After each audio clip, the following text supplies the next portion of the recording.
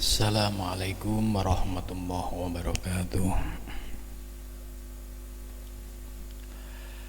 Ila hadratin Nabil Mustafa Rasulillah sallallahu alaihi wasallam wal ikhwanihi minal anbiya wal mursalin wal awliya wasyuhada wasyolikin wal malaikatil muqarrabin, khususan musannif hadal kitab Syekh Imam Al-Ghazali At-Tusi Tasawwur wa khususan Syekh Bahaudin Nasabani wa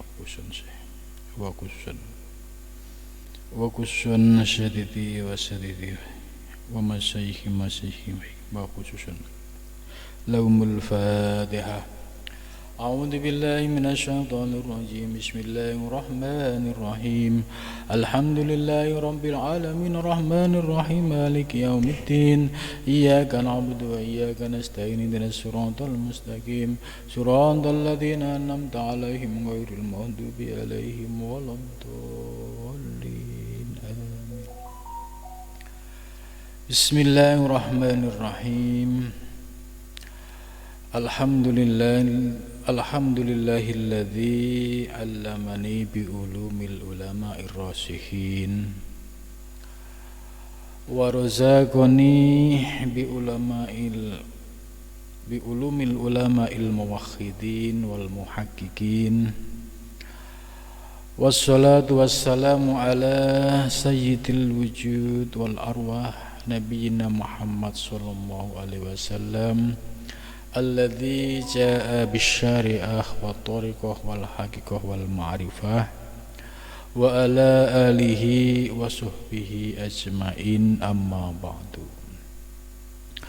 Subhanaka la ilma lana illa ma 'allamtana innaka antal alimul hakim. La haula wa la quwwata illa billahil aliyyil adzim.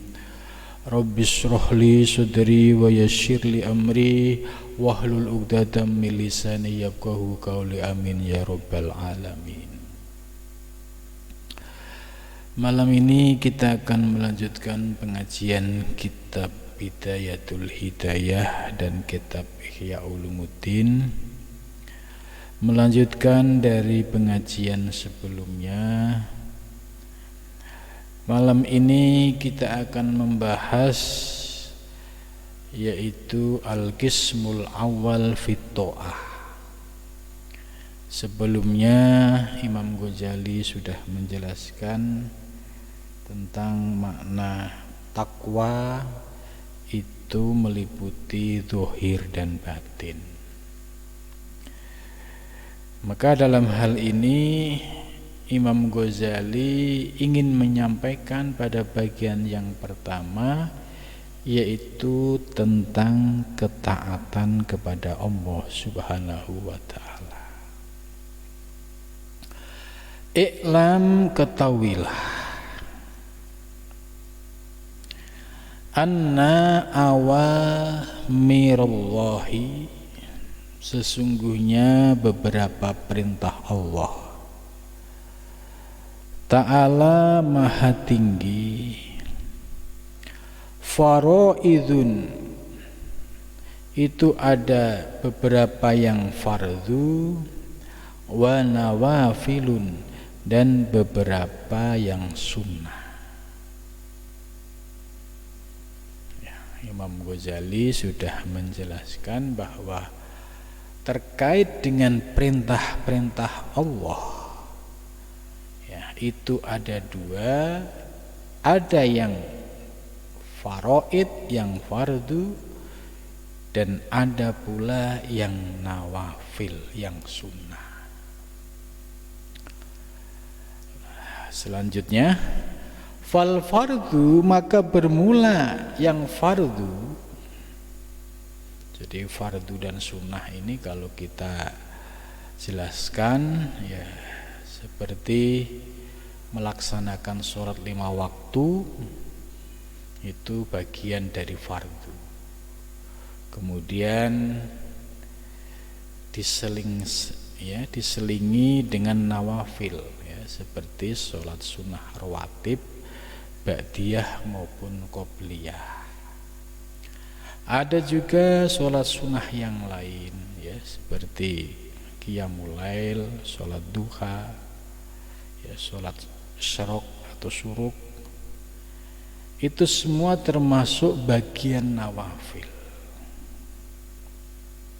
Nah, bagi salikin, orang yang menuju Allah, antara yang fardu dan yang sunnah ini harus berjalan. Ya, tidak boleh ngaku sebagai seorang salik yang menuju Allah tapi sholat 5 waktunya masih bolong-bolong, ya, subuhnya masih kelewatan. Ini akan paradok, ya.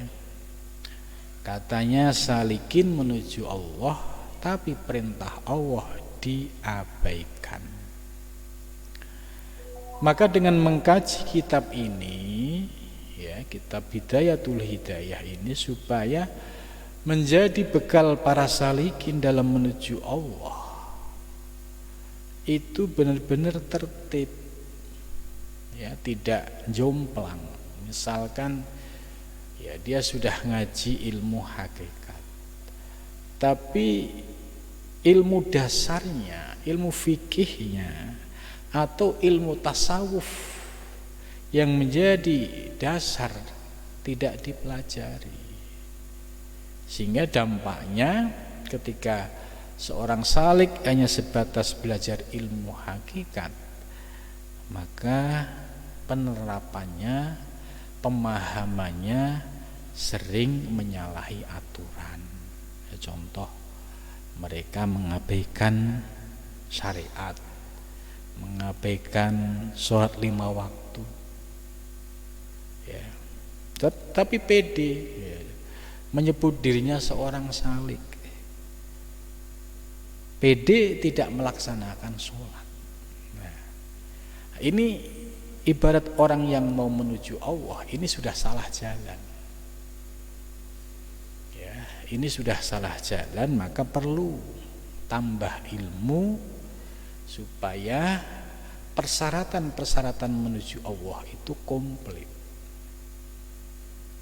Apalagi ya, ditambah lagi, ya, menjalankan kemaksiatan-kemaksiatan kemudian dinisbatkan, dikembalikan kepada Allah.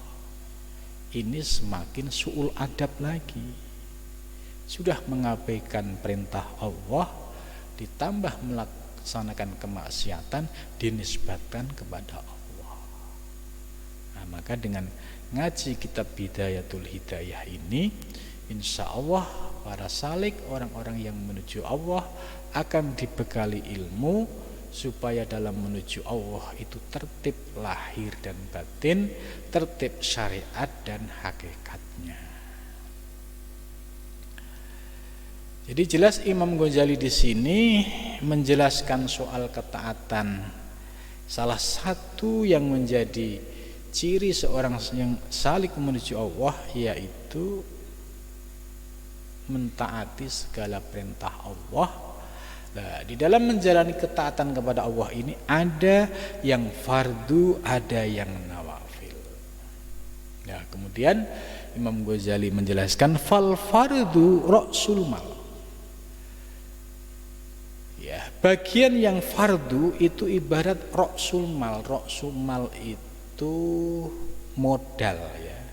Ra'sun itu kepala, mal itu harta. Jadi istilahnya kalau bahasa kita ini sebagai modal pokok, ya. Wa huwa aslu tijarah. Ra'sul mal ini sebagai, ya, bekal dasar orang yang berdagang. Ya, orang mau dagang harus punya modal. Lah modalnya ini disebut ra'sul mal. Wa bihi tahsulut tijarah, ya. Wa bihi, dan dengan ra'sul mal tahsulu bisa berhasil, bisa berkembang, bisa beruntung, ya. Apa at-tijaratu? dagang, atau apa an-najatu, kesuksesan itu. Jadi dengan modal, kemudian modal ini diputer, ya, digunakan dengan cara yang baik, maka itu akan menjadi pintu untuk meraih kesuksesan.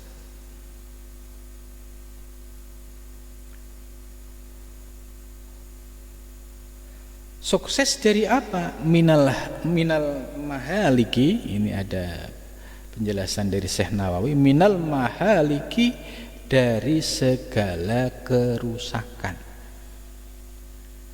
Nah ini ya contoh tadi, seorang yang seorang yang ngaku salik menuju Allah, tapi yang modal pokok, ya sholat 5 waktu tidak dijalankan, bagaimana mau untung dalam bisnisnya? Wong modal saja minus. Ini. Nah, jadi kalau modalnya sudah minus, bagaimana mau untung? Ya, modalnya sudah cacat, bagaimana mau sampai kepada Allah?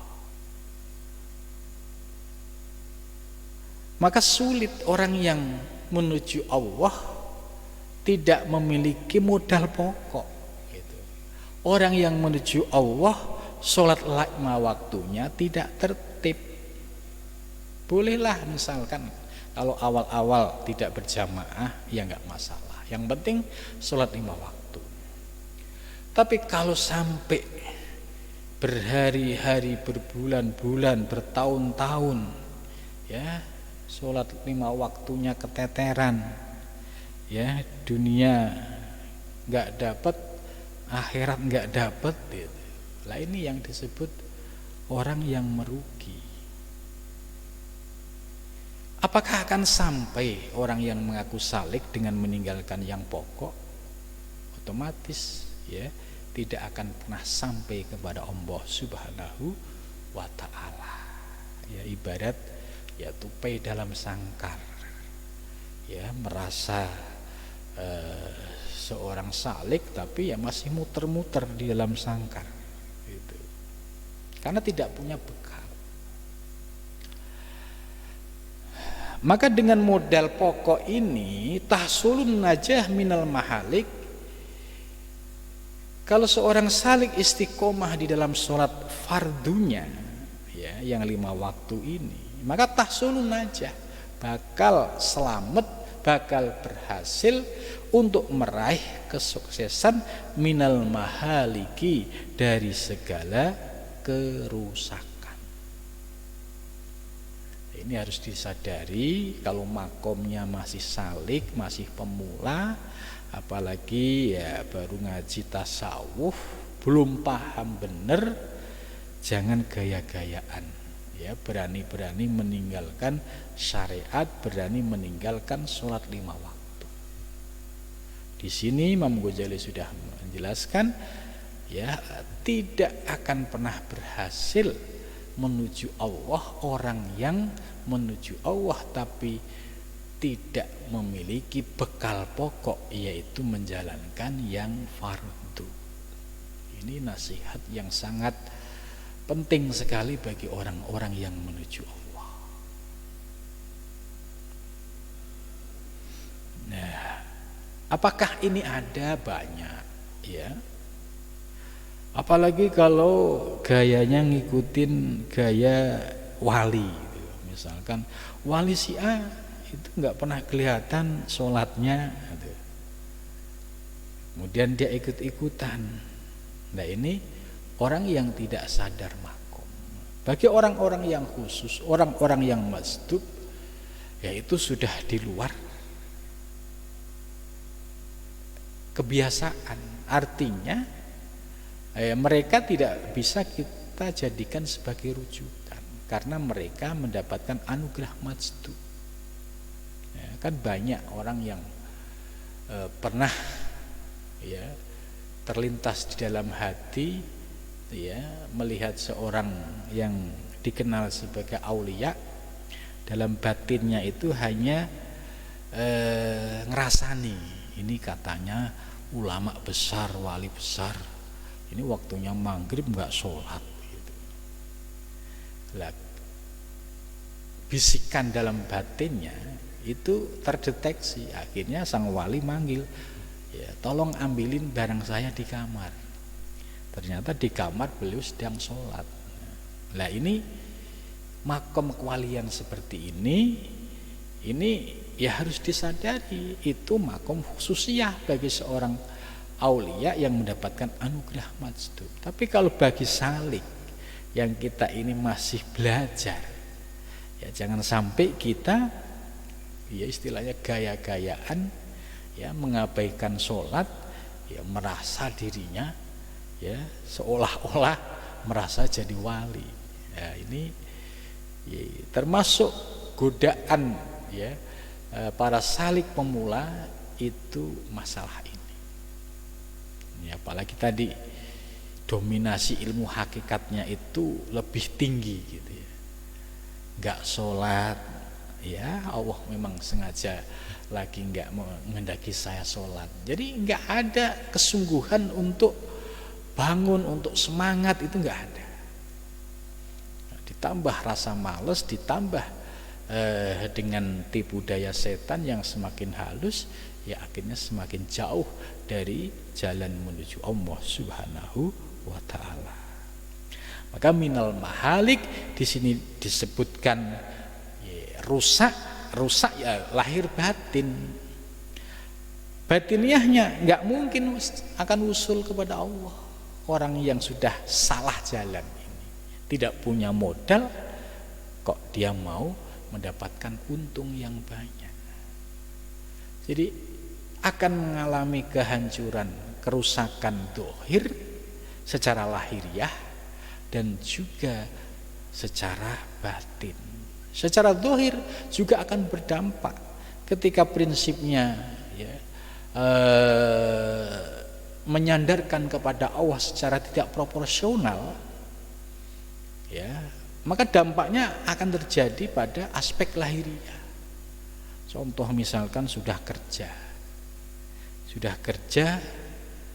tiba-tiba ilmu hakikatnya masuk, terus berargumentasi dengan ilmu hakikat, ya datangnya sudah tidak disiplin lagi, tanggung jawabnya sudah tidak dijaga dengan baik, ya akhirnya ya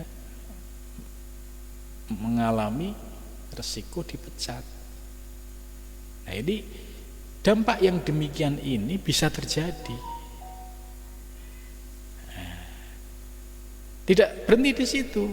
Ketika dipecat nggak mau koreksi, nggak mau introspeksi, tapi ini udah kehendak Allah gitu.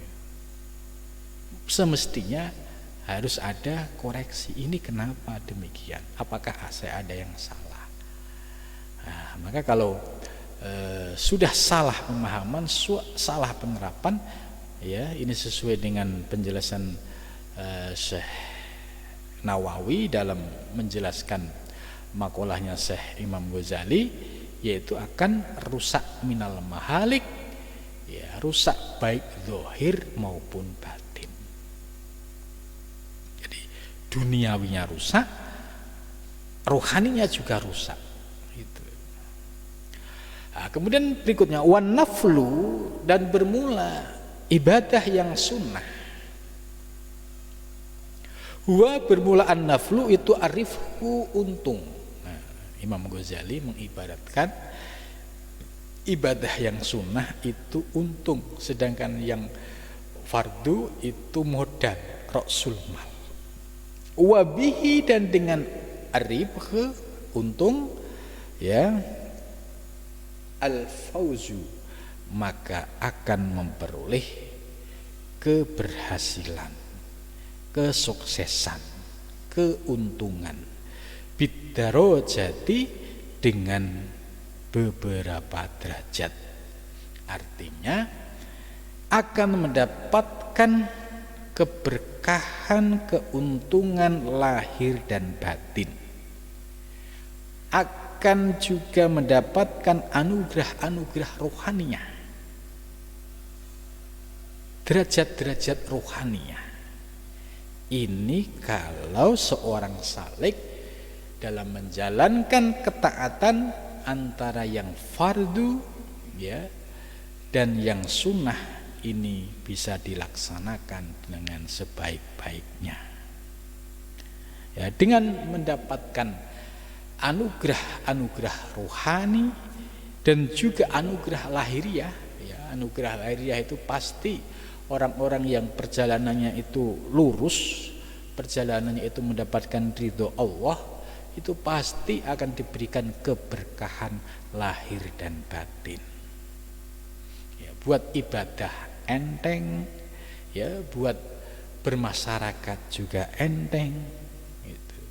Ini artinya memperoleh al-fauzu bid-darajah.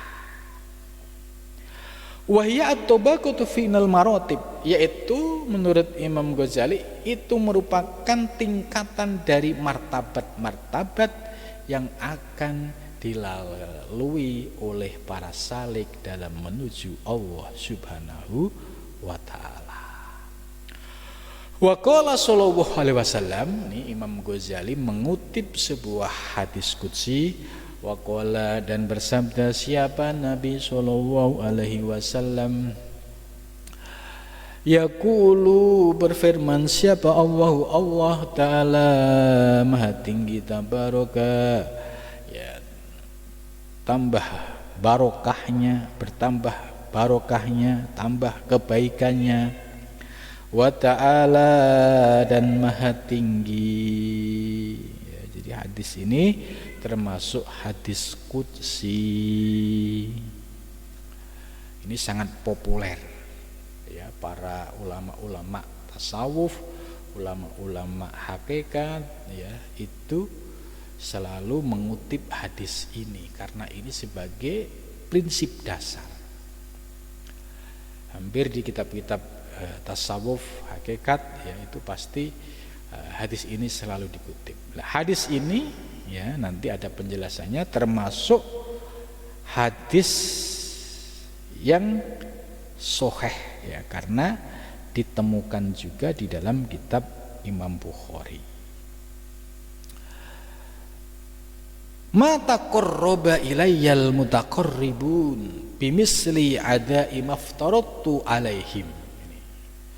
Ma taqarraba, tidak akan dapat mendekatkan diri ya ilayya, kepadaku, siapa al-mutaqarribuna, orang-orang yang mendekatkan diri kepada Allah.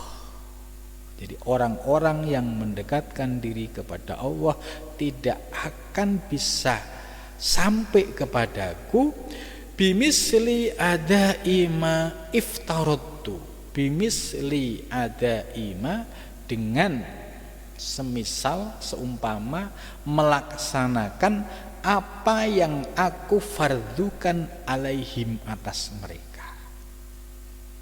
Nah, jadi jelas ini ya, teks awal dalam hadis qudsi ini disampaikan seorang yang mendekatkan diri kepadaku, yaitu para salik, orang yang menuju Allah, itu dijamin tidak akan sampai kepada Allah ya, hanya sekedar melaksanakan yang aku wajibkan ya. Wa fi riwayatin lil Bukhari, dan pada riwayat yang bersumber dari Imam Bukhari itu menggunakan redaksi lain tapi secara substansi sama. Dalam kitab Bukhari teksnya begini, wa ma taqarraba ilayya abdun bi syai'in minat ta'ah habu ilayya mimma iftaradtuhu alaih. Gitu. Jadi substansinya sama. Ini sumber yang dari Imam Bukhari. Artinya kualitas hadis ini adalah kualitas hadis yang sahih. Kemudian selanjutnya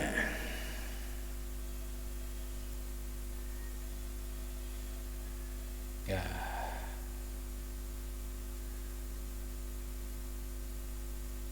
Wa dakhula tahta hadzal lafzi jami'u faraidil ain wal kifayah wa salim al faraid adh-dhahirah fi'lan kas-sholati wa zakati wa ghairihima minal ibadah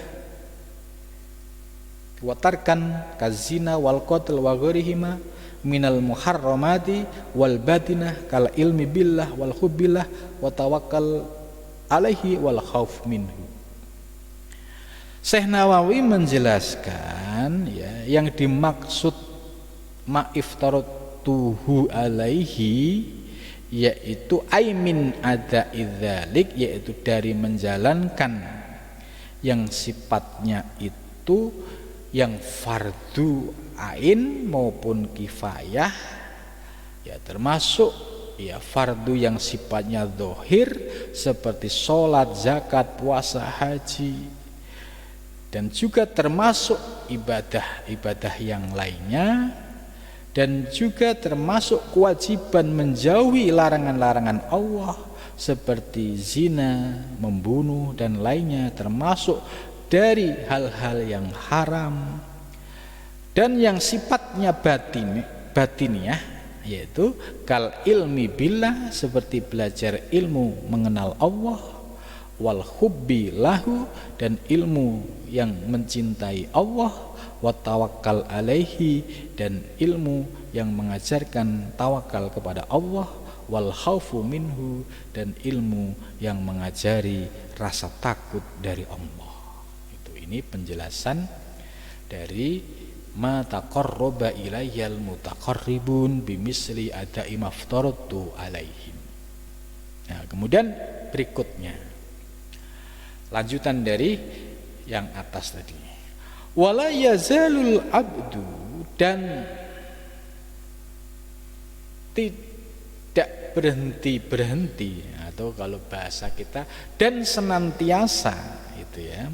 Al abdu, siapa seorang hamba, yataqarrabu, mendekatkan diri siapa hamba, ilayya, kepadaku, bin nawafili, dengan melaksanakan yang sunnah-sunnah.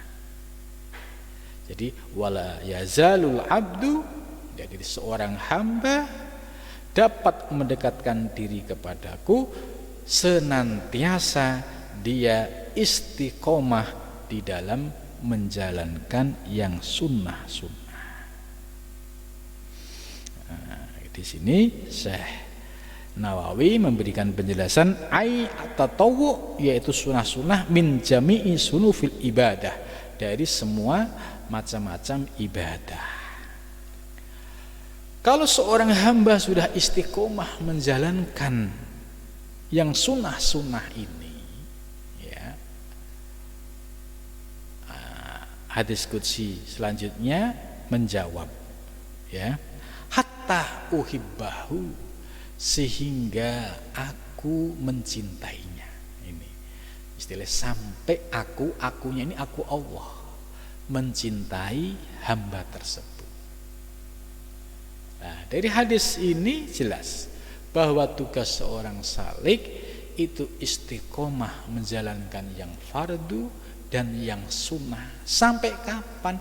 Ya sampai kita benar-benar istiqomah yang niatnya semata-mata karena Allah.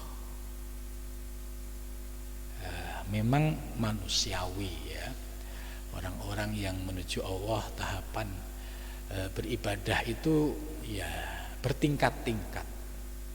Ada kalanya setelah dia paham ilmu, dia semangat sholat sunnah ya, karena hadis qudsinya jelas, dia kejar sholat sunnah. Sholat sunnah itu kalau enggak 8 rakaat ya itu dianggap tidak maksimal. Tapi masih ada lintasan ya, ingin makrifah kepada Allah ya. Munculnya lintasan-lintasan pada tahapan ini itu wajar manusiawi. Tapi suatu ketika Allah akan terus memberikan bimbingan ya, sampai akhirnya terbuka ya, selama masih selama dalam melaksanakan ibadah masih ada keinginan untuk ma'rifah, itu tidak bakalan ma'rifah. Karena ini masih ada lintasan hawa nafsu. Pada akhirnya muncul kesungguhan dan kemurnian. Nah, sudah, yang penting saya ibadah kepada Allah dah. Terserah dikasih ma'rifah enggak apa-apa.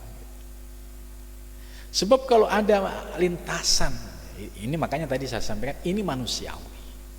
Ya, orang yang menuju Allah tahap awal setelah dia belajar ilmu terus mengenal hadis ini, ya, niat atau azam himmah untuk sampai kepada Allah itu pasti muncul. Tapi ya nggak apa-apa, karena ini akan berproses. Ya, setelah dia punya keinginan untuk ma'rifah dengan mengejar yang sunnah sampai dengan cara yang maksimal, ternyata nggak ma'rifah muncul, ya, rasa tanda kutip, yaitu rasa kasal malal futur. Saya sudah jalanin begini sudah, saya nggak ma'rifah juga. Nah, ini dampaknya akan muncul kasal malal futur. Nah, ini kalau sudah begini nanti semangat ibadahnya turun. Akhirnya yang biasa sholat duha malas, ngapain sholat duha? Sholat duha juga nggak ma'rifah gitu. Turun lagi. Yang biasanya sholat malam, ya gara-gara nggak ma'rifah turun juga gitu. Tapi nanti ketika dia sudah turun akan muncul pencerahan baru lagi. Oh ya, saya nggak ibadah kok tambah gelap hati, tambah budak gitu. Akhirnya memulai lagi, memperbaiki lagi, meningkatkan kualitas ibadah lagi. Ya sudah saya pasrah aja deh, ma'rifah enggak ma'rifah masa bodoh, yang penting saya ibadah, niat tulus murni. Nah, pada saat sudah niatnya tulus murni, mulailah dia bisa merasakan nikmatnya ibadah. Ternyata di dalam ibadah sendiri di situ juga ada kenikmatan. Ya. Dan kenikmatan itu ya seperti dia merasakan saat takbir itu rasa yang sangat nikmat sekali gitu ya, mendapatkan pencerahan rohani. Ini juga bagian dari buah ma'rifah. Nah, kalau kita sudah mulai merasakan pencerahan-pencerahan ini, ya, itu akan terus bertambah. Ya, ibarat kita meneguk air 1 sendok itu terus akan kurang dan terus akan diberikan anugerah oleh Allah Subhanahu wa taala dengan diberikan asrol uluhiyah, rahasia ketuhanan. Dan ini sifatnya pengalaman personal, sifatnya individual, dan itu dirasakan oleh seorang salik yang benar-benar menuju Allah Subhanahu wa taala dan mendapatkan bimbingan dari Allah Subhanahu wa taala. Maka dalam proses ini jatuh bangun itu biasa. Yang penting jangan sampai jatuh terus nggak balik-balik gitu. Jadi dinamika sebagai seorang salik itu nggak mulus, nggak sekali jalan terus mulus, tidak, pasti ada suka dukanya. Kenapa demikian? Sebagaimana di Muqaddimah kemarin Imam Ghazali menjelaskan liujar riba, supaya bisa merasakan. Jadi kalau ada orang ngomong teori tentang tasawuf, kamu sudah merasakan, tidak sebatas teori. Kalau ada orang ceramah tentang kesabaran, kamu sudah merasakan sabar itu. Kalau ada orang ceramah tentang tawakal, tentang qanaah, tentang itu sudah benar-benar dirasakan bi ilmil yakin sampai ainul yakin sampai hakul yakin. Itu. Nah, ini jadi hadis ini ya sangat penting sekali bagi orang-orang yang menuju Allah, karena ya hampir semua ulama-ulama muhakkikin itu selalu menjadikan hadis ini sebagai rujukan, ya, sebagai pegangan pokok. Sebab kalau tidak didasari dengan hadis qudsi ini, ya, seperti yang terjadi, ya, ada orang belajar tasawuf hakikat kok nggak sholat, nggak poso, nggak haji, ditanya, lah ngapain sholat? Saya sudah dalam keadaan sholat selalu eling sama Allah. Ya. Nah, ini sudah mulai miring-miring kalau begini ini. Ya. Ya. Makanya kalau posisi, ya, seorang salik, ya, dalam bimbingan Allah, ya, dapat berjalan on the track, ya, sesuai dengan yang diajarkan oleh Nabi dan diikuti oleh para ulama salafus soleh dan para ulama-ulama tasawuf, maka kita sebagai salik kalau mengikuti gendolan terhadap ajaran mereka, insya Allah kita akan diberikan sesuai dengan apa yang dijelaskan dalam kitab ini. Jadi hatta uhibbahu ini respon Allah, respon aku sampai mencintainya. Jadi kalau aku sudah mencintai, bayangkan Allah yang maha segala-galanya mencintai seorang hambanya. Nah, tentu ini menjadi dambaan semua hamba. Ya, jangankan Allah, wong kita dicintai atasan kita itu senangnya minta ampun. Ini dicintai oleh pemilik alam semesta. Hatta uhibbahu. Cuma sampai pada makom hatta uhibbahu itu perlu proses perjalanan panjang. Ya, Syekh Ibnu Arabi dalam kitab Al-Futuhat Al-Makkiyah itu sudah memberikan gambaran bahwa perjalanan menuju Allah itu butuh waktu panjang. Beliau menyebut beberapa tokoh sufi seperti Syekh Junaidi, kemudian Abu Yazid Al-Bustami sampai Al-Halaj, itu membutuhkan waktu 25, 30 sampai 35 tahun. Jadi kalau ada yang menawarkan belajar tasawuf, training tasawuf, ya, seminggu langsung makrifah, nah ini luar biasa ini. Karena Ibnu Arabi yang masternya aja itu di muqaddimahnya memberikan sebuah pandangan, ini perjalanan menuju Allah itu perlu waktu yang panjang, perlu riyadhah, perlu tirakat. Nggak sebatas dengar ilmu terus sudah makrifah, itu bukan itu. Ya. Kalau hatta uhibbahu,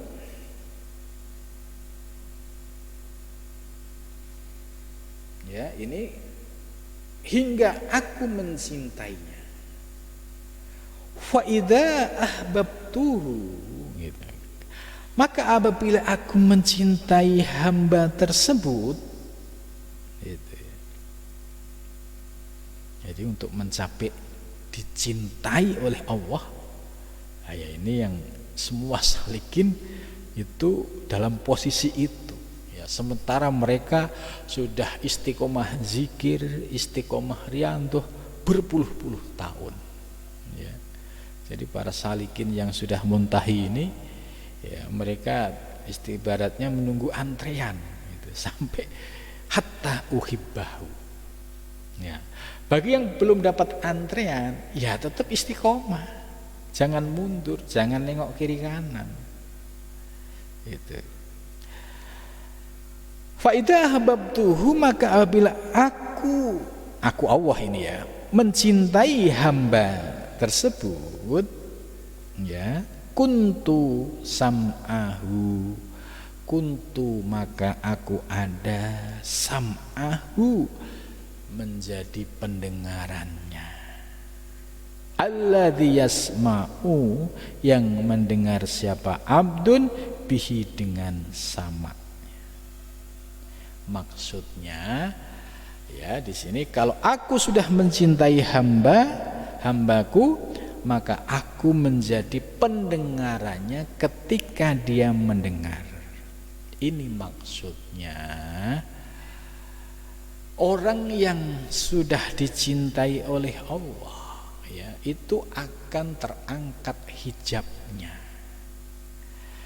Maka ketika terangkat hijabnya, kemudian ketika dia mendengarkan, itu sudah menggunakan pendengaran Allah. Artinya diberikan fasilitas oleh Allah pendengaran yang tidak terbatas oleh ruang dan waktu. Maka ciri-ciri kalau ada seorang hamba yang sudah sampai level ini, itu dicek pendengarannya. Ya, pendengarannya kira-kira sudah, ya, tidak terbatas oleh ruang waktu atau tidak.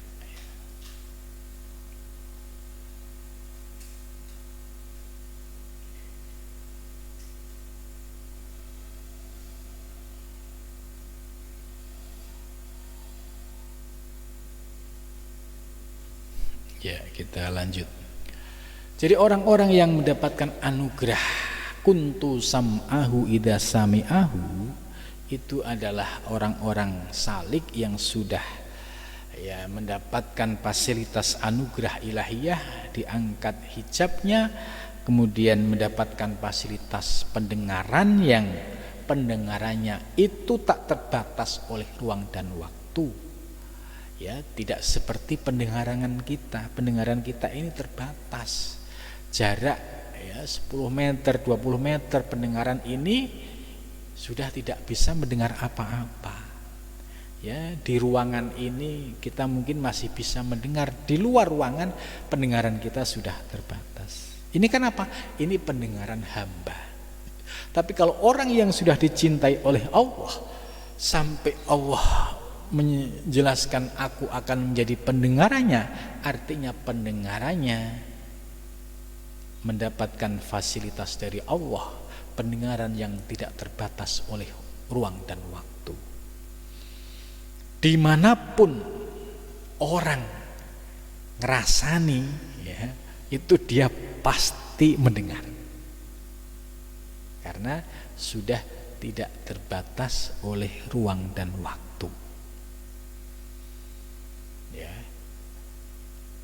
Dan ini hanya bisa dirasakan oleh orang-orang yang sudah sampai pada tahapan arifin billah, orang-orang yang sudah hatta uhibbahu tadi. Ya, kalau kita perkuat dengan kisah nyata, ya, kisah nyata ini, ya, seorang, ya, aulia yang sudah masyhur. Ya, beliau posisinya sedang di Mekah, ya, sedang umroh Ramadan. Ketika akhir Ramadan beliau umroh, terus tiap malam rutin sholat tarawih di Masjidil Haram. Suatu ketika, ya, sholat tarawih itu beliau rukuk itu nggak berdiri lagi. Lah,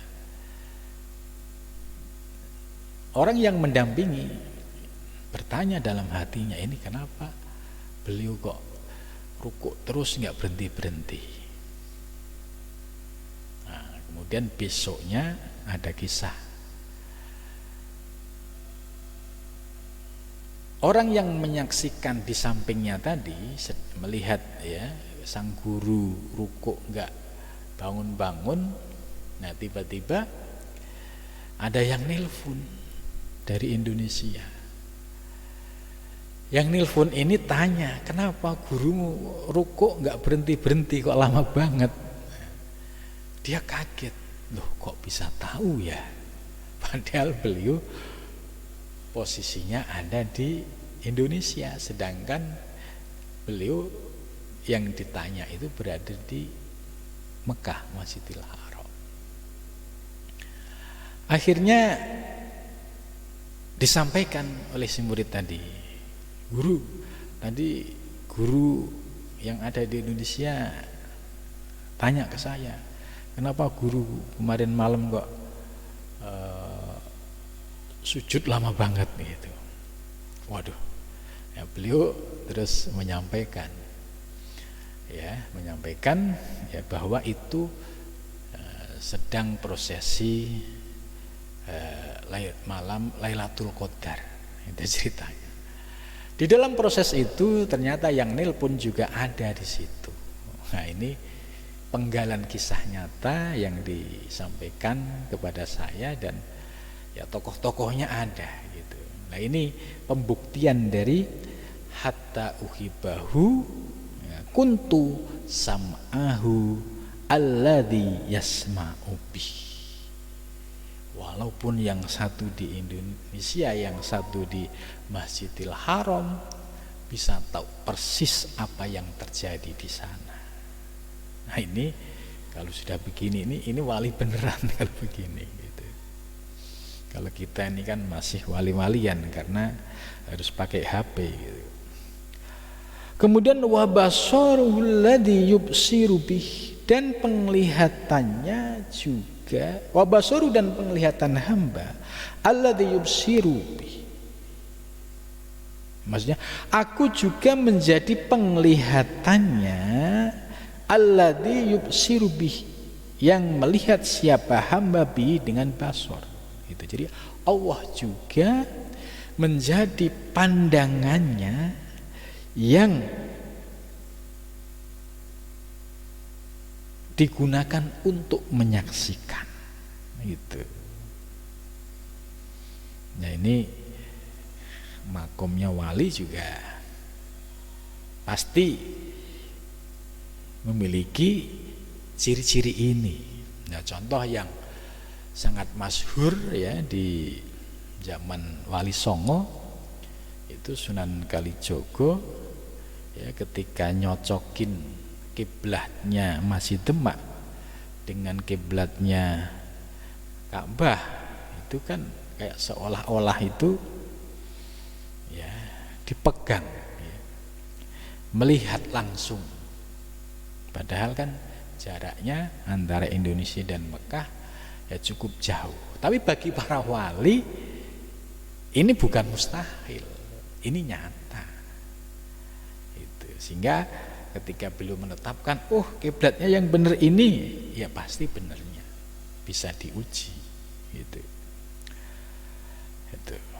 Jadi kalau kita sering berdekatan dengan orang-orang yang dicintai Allah ya, termasuk wali-wali Allah, itu apa yang dijelaskan dalam hadis qudsi ini nyata, real ya, bukan katanya gitu ya. Tapi kalau bagi orang yang ya nggak bisa nerima, masamu mana mungkin gitu ya. Maka kalau ada pertanyaan mana mungkin, ya banyak sekali juga orang-orang yang awalnya mana mungkin, setelah berhadapan akhirnya menjadi mungkin. Ya, ada orang yang merasa hebat dengan ilmu syariatnya misalkan, datang ke seorang waliullah, lintasan batiniahnya dibaca ya, baru istighfar dia gitu. Karena fasilitas ini ada pada orang-orang yang dicintai oleh Allah Subhanahu wa taala. Walisanahu, dan aku juga menjadi lesannya alladzi yantiqu bih ya, yang digunakan untuk bicara. Maka pembicaraan atau maka bicaranya para kekasih Allah yang mendapatkan fasilitas ini itu pasti, bahasa Jawa itu netesi, bahasa kita ini ya pasti benar dan akan terjadi ya, sekalipun pada saat beliau menyampaikan itu kayak nggak mungkin gitu. Nah, ini kalau seorang wali sudah bicara yang sifatnya visioner, ya, itu pasti benarnya. Yaitu wa yadahu alladhi yabtisu biha, dan aku juga menjadi tangannya yang dia gunakan untuk menggenggam. Warisilahul ladzi yamsi biha, dan aku juga menjadi kakinya yang dia berjalan.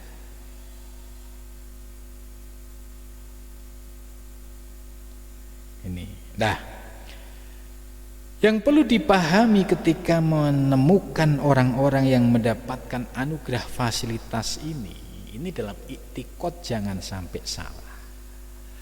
Mereka adalah tetap basyariah, tetap manusia biasa. Ya, manusia biasa. Jangan sampai muncul kultus individu yang berlebihan. Ya, orang-orang yang diberikan anugerah kewalian itu nyata. Orang-orang yang diberikan anugerah sebagaimana diskusi ini juga nyata. Tapi iktikad kita itu tidak boleh berlebih-lebihan, ya, sampai kultus individu, apalagi sampai menuhankan. Nah, ini yang harus hati-hati. Sebab dia manusia biasa secara jasmani. Ya, Nabi saja menyampaikan ana basarum mislukum, aku itu sama manusia seperti kamu. Yang membedakan yuha ilayya, Nabi menyampaikan yang membedakan itu aku mendapatkan wahyu. Tapi kalau para waliullah, aku mendapatkan anugerah batiniyah, anugerah ruhaniyah. Nah, berpijak pada ayat tadi ana basarum mislum yuha ilayya, maka kita tetap proporsional. Ya, jangan sampai muncul kultus individu, jangan sampai menuhankan makhluk. Nah, ini yang sering terjadi kalau para murid yang pemahaman akidahnya tidak kuat, tidak kokoh, akhirnya ya mereka menuhankan manusia. Nah, kalau dia menuhankan manusia, suatu saat akan ditunjukkan titik lemahnya. Oh, orang yang dituhankan ini ternyata punya titik lemah. Ya, karena mereka kalau tidak makan juga lapar, tidak minum juga haus. Ya, kalau suatu saat juga bisa sakit. Nah, kalau iktikadnya sudah salah kaprah, wah, masa Tuhan, kan dia orang yang sakti, orang hebat, masa Tuhan sakit? Apalagi sampai masa Tuhan meninggal. Nah, ini karena akibat salah dalam memahami konsep ini, akhirnya muncul kultus individu, muncul ya anggapan yaitu sikap menuhankan makhluk, dan ini sudah ya istilahnya kan terjebak pada kesirikan. Ya, sikap kita harus proporsional. Tetap yang maha segala-galanya adalah Allah. Dia sebagai seorang hamba, tapi hamba yang mendapatkan fasilitas cinta dari Allah sehingga diberikan anugerah-anugerah itu. Nah, ini jangan sampai salah pandangan, salah sikap, karena berdampak. Kalau kebablasan kultus individunya tadi, dampaknya masa Tuhan sakit, masa Tuhan mati, akhirnya kok begini. Nah, terbolak-balik kan, sebab pemahamannya dari awal dia sudah salah. Itu. Ya, sampai sini dulu tentang hadis qudsi ini. Mudah-mudahan bisa menjadi pegangan kita, prinsip kita dalam menuju Allah Subhanahu wa taala. Selanjutnya kita akan mengkaji kitab Ihya Ulumuddin.